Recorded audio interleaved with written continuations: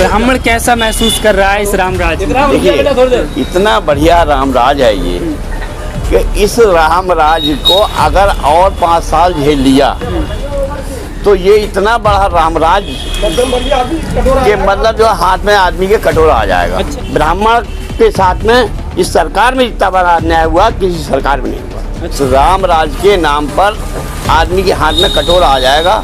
उनमें राम राम जपो, कीर्तन करो, गलियों गलियों में भागो, मांगो। विकास की तरफ ध्यान नहीं दिया, बस लोगों को गुमराह किया कि हम ये कर रहे हैं, वो कर रहे हैं। इस सरकार का हमें आज तक यही पता नहीं चला क्या नियत है और क्या इनकी नीति है। ये लोग जो हैं, इनकी कथनी और करनी में बहुत बड़ा अंतर है।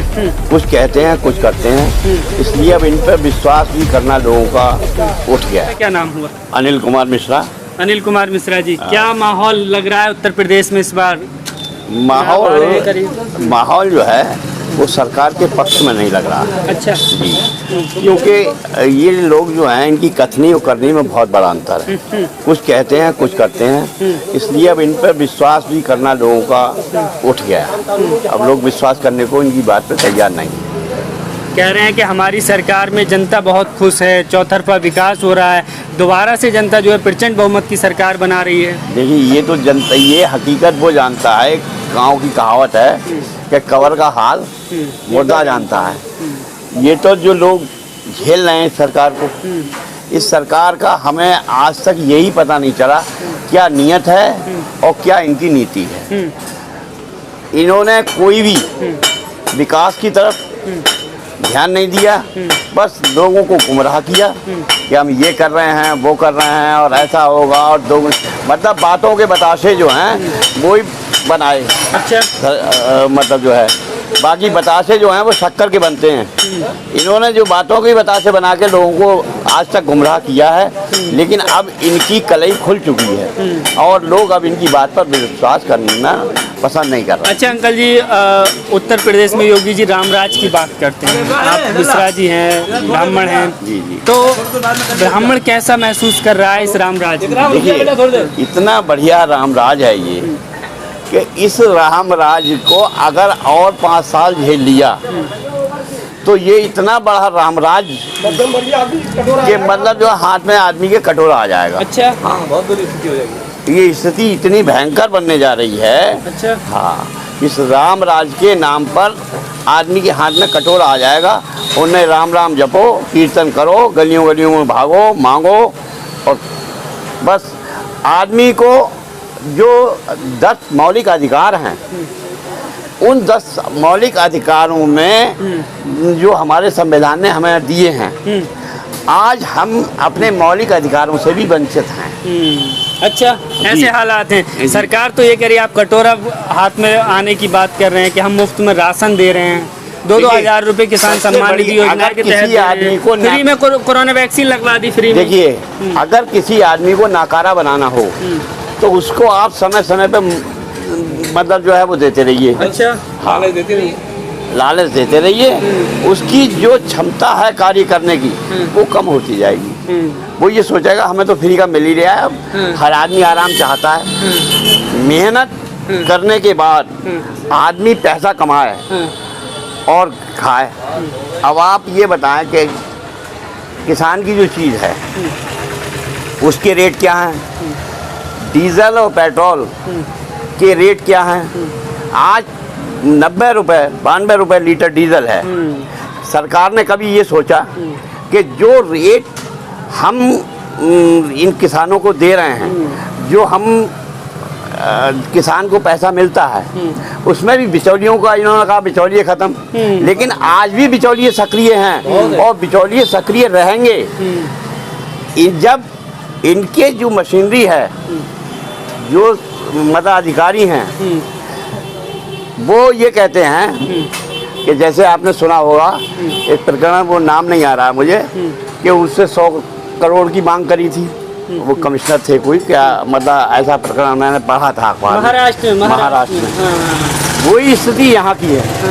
यहाँ भी अधिकारी को जो चार्ज दिया जाता है वो बिना पैसे के नहीं दिया जाता है, और अधिकारी जो है टारगेट दिया जाता है और अधिकारी वो पैसा वसूल करके इनको पहुँचाता है। आप ये बताएं कि जब हमारा न्यूनतम समर्थन मूल्य 1975 रुपये था, तो सरकार ने मतलब जो है हम लोगों ने शिकायतें भी की कि हमको पूरा नहीं मिल रहा है। जो एजेंसी इन्होंने नियुक्त की थी उनकी भी शिकायतें की, लेकिन उसका कोई असर नहीं पड़ा, कोई कार्रवाई नहीं। आज हैं 1900 1800 जैसे भी उनका मन आया वैसे और भी जैसे भी हमारी सौदा बनी, तो प्रशासन ने भी जो है किसानों की समस्याओं को गंभीरता से नहीं लिया। गंभीरता से नहीं, किसानों की बात को सुनने को तैयारी नहीं हुई, तैयारी नहीं है। ये हालात हैं। ये हालात हैं। किसानों के भाई की गई। मैं तो एक जगह बैठा था, एक दरोगा से मेरी बात हुई थी। मैंने कहा भाई तुम तो जिंदगी डकैती डाल रहे हो, तो वो ये बोले क्या करूं, मंत्री जी का लौंडा 40,000 रुपए पर मंथ ले रहा मुझसे। अरे हैं? तो एक चौकी के दरोगा से 40,000 रुपए जब मंत्री का लौंडा लेगा तो वो क्यों छोड़ देगा, वो तनख्वाह देगा, बच्चों को क्या मतलब जो है अनाथालय में या रोटी खिलाएगा, वो गरीबों से या गुरुद्वारे में रोटी खिलाएगा।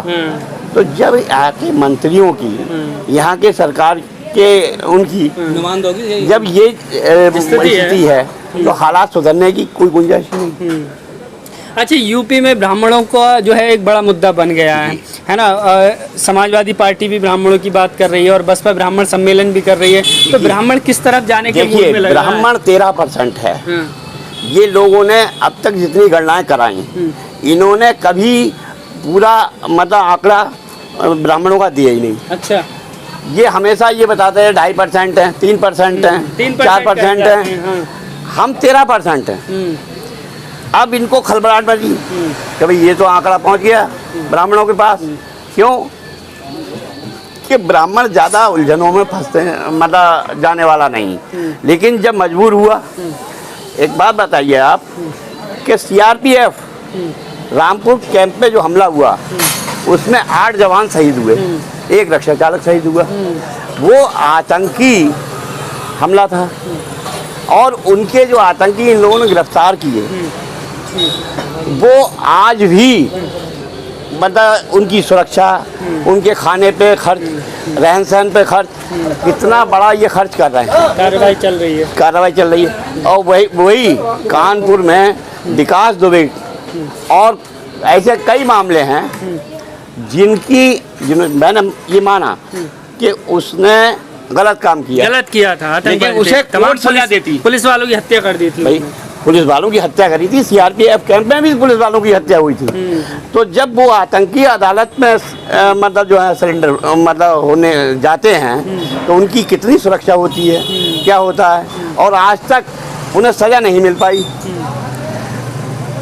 भाई पुलिस का जो काम है वो मुजरिम को पकड़ना और मुजरिम को कोर्ट में पेश करना। हाँ, ये काम है। सजा देने का अदालत का काम है। विकास दुबे को सरेआम मतलब मार दिया गया, तो ये न्याय है या अन्याय है? ब्राह्मण के साथ में इस सरकार में जितना बड़ा अन्याय हुआ किसी सरकार में नहीं हुआ। अच्छा जी, वो तो कह रहे हैं कि योगी जी कहते हैं मैंने पहले ही लोगों को चेता दिया था कि जितने भी गुंडे हैं या तो यूपी छोड़ के भाग जाएं या फिर उन्हें अपनी भाषा में। बुलंदशहर में जो रेप कांड हुआ और वो ठाकरों ने किया, तो उन ठाकरों की योगी जी ने गोली क्यों नहीं मरवा दी, उन्हें सजा क्यों नहीं दिलवा दी, उनकी जांच क्यों कराई गई? भाई अगर वो ठाकरों की बात करते हैं तो जो बुलंदशहर में रेप कांड हुआ उनका भी ऐसे एनकाउंटर कर देना चाहिए। एनकाउंटर करना चाहिए।